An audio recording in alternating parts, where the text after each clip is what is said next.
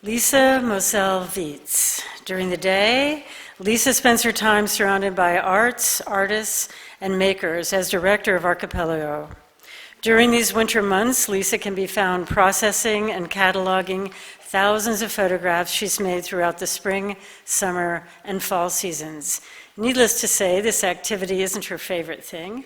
She's here today to share her passion for flora photography and invites you to join her in this macro world. Please welcome Lisa.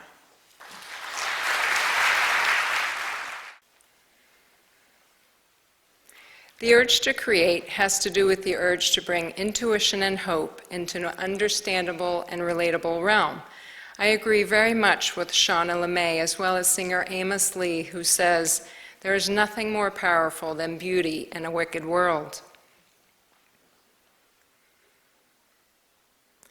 We are who we are from the very beginning, and it's our life's work to remember who we are and bring it forth.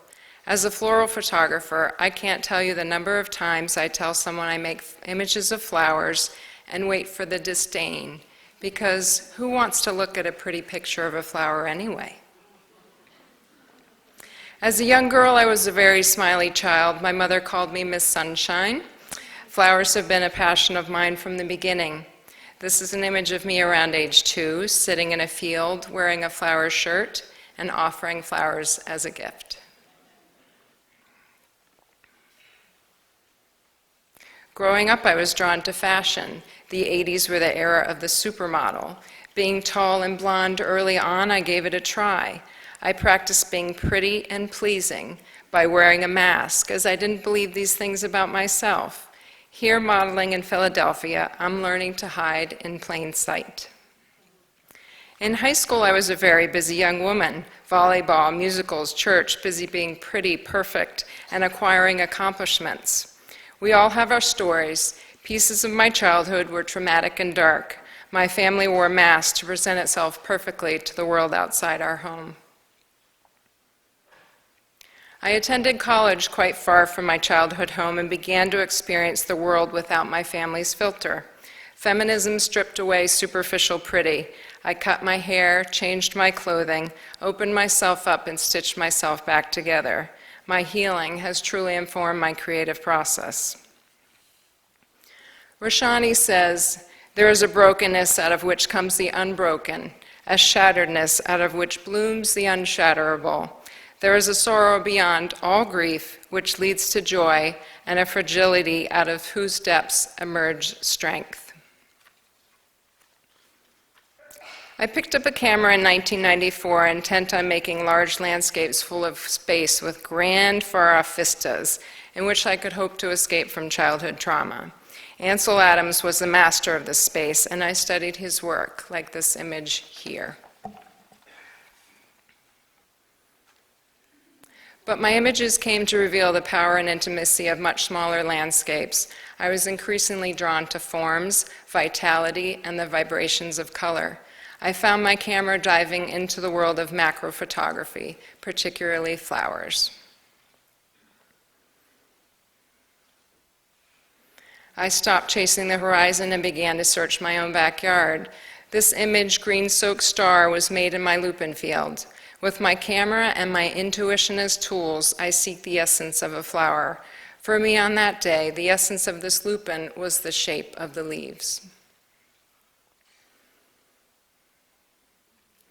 In macro photography, I can easily move around the subject to view it from all angles, discovering and uncovering its tiny world. Here are 3 images of the same plant from different perspectives. I can control what's in or out of the frame by moving just a little bit.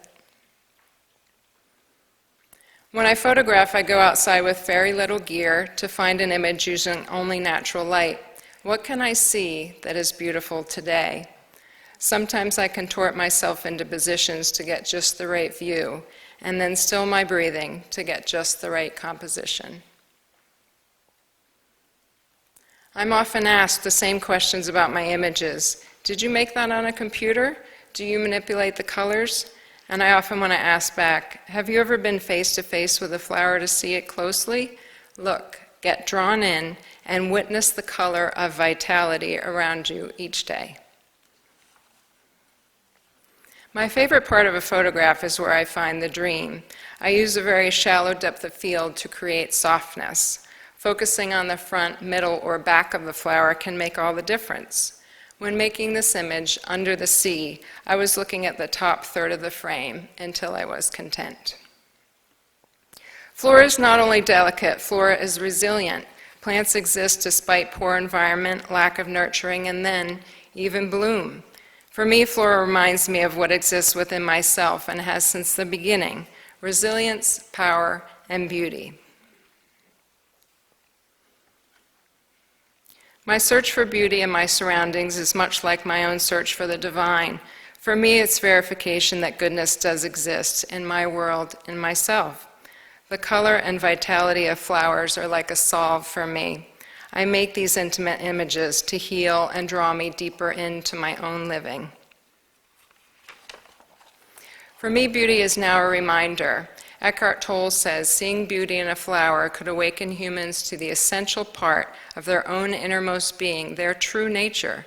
Flowers would become for us an expression of form of that which is most high, most sacred, and ultimately formless within ourselves. When you are alert to contemplate a flower, there's an inner opening into the realm of the spirit. Who wants to look at a pretty picture of a flower anyway?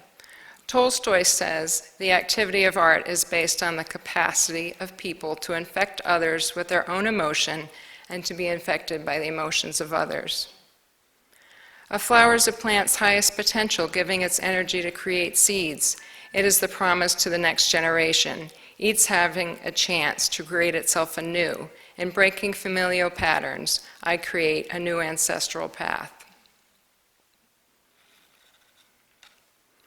In seeking the qualities of another world, and I want to show the viewer this world, I see you, flowers. I may see your beauty first, but I know your resilience, your fortitude, and as a woman, I now embrace the power and beauty.